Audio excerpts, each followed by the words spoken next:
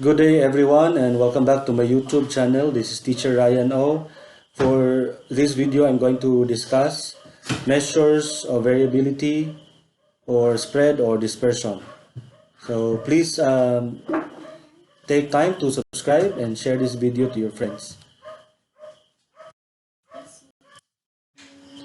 Measures of variability follows the lesson on measures of central tendency or measures of center, which taught us about the three key statistics: mean, median, and mode, and these three are useful in describing distributions or set of data. However, these three are limited.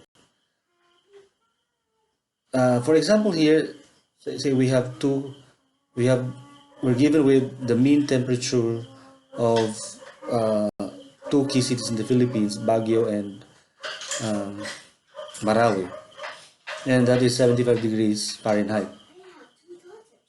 However, this statistic, the mean, does not tell us how spread the temperatures are throughout the year, and we don't have any clue on what is the lowest or what was the lowest and the highest temperature of that year.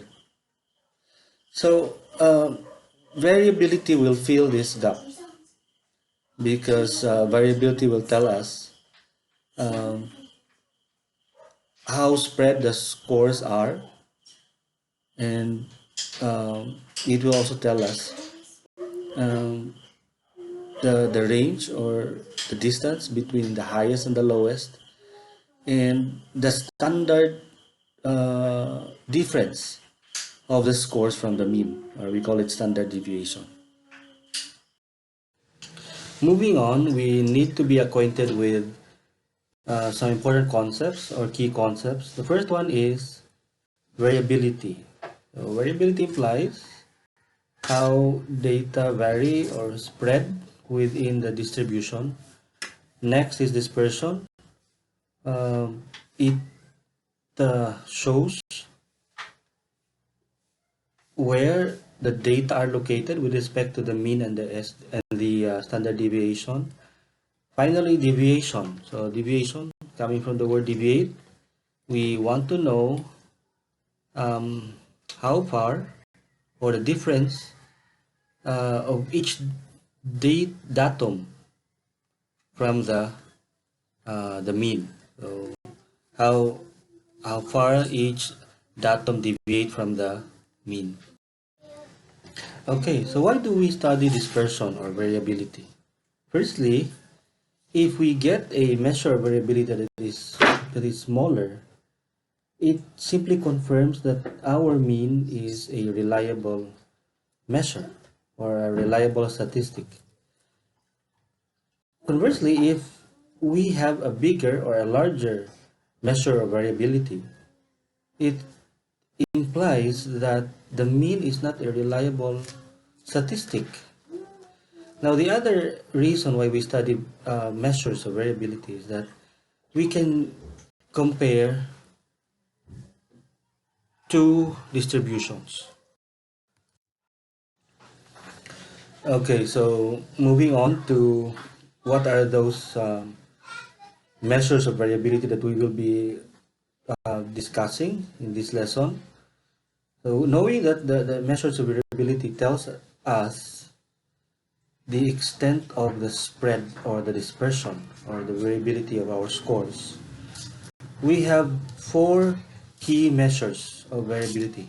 First one is the range, and the second one is the mean deviation, which is not often measured or taken. Next is standard deviation, the most frequent one, and finally it's the variance. Okay, so for our first measure of variability, we have the range. Range is simply the distance or the difference between the highest score and the lowest score. Putting it into a formula, R or range is equal to highest score minus lowest score. Examples, we will be using the same information earlier. So we have the two cities here in the Philippines, Baguio City and Marawi City. If you remember, these two cities have the same average or mean temperatures in the given year. But getting the range, we will be getting a different value.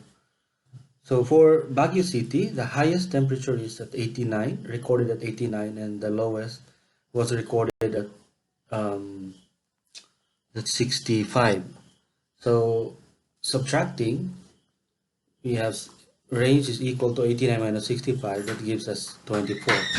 So the range in the distribution of temperatures for Baguio City is 24. For Marawi City, the highest temperature in the year was recorded at 106, that's 106 or 106, and the lowest was at 41. Subtracting, we get 65. Take note, they have the same mean, which is 75, but the range is different, or in this case, the range for Baguio City is 24, and for Marawi City is 65. Now, if you want to interpret this, you would be able to note that the temperatures in Baguio City are closer to the mean temp or the average temperature, which was recorded at 75. 89 is being the highest score, is very close to 75. On the other hand, the score for the range for Marawi City at 65, that means that the mean is not that reliable because the scores are very far from the mean.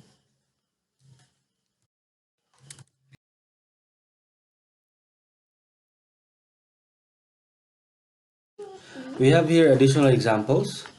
So here, say you have a study and your respondents, the ages of your respondents is from 18 to 89. Now getting the range, that gives you 89 minus 18, that's 71. So your range here is quite big, that's 71.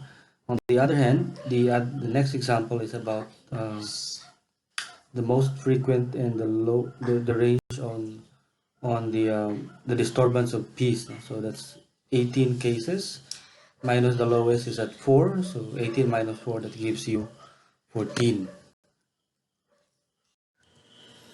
Okay, now let's have a short exercise. So here we have some states and a distribution on the number of metropolitan areas within that state, within those states. And I want you to compute or find the range. I'll give you 5 seconds, and that is a bit easy. So the range must be 6. Highest is 9, lowest is 3. So 9 minus 3 is 6. Thank you for watching. This is the first of 2 videos on measures of variability. Please subscribe and share this video if you think you learned something from this. Thank you and God bless.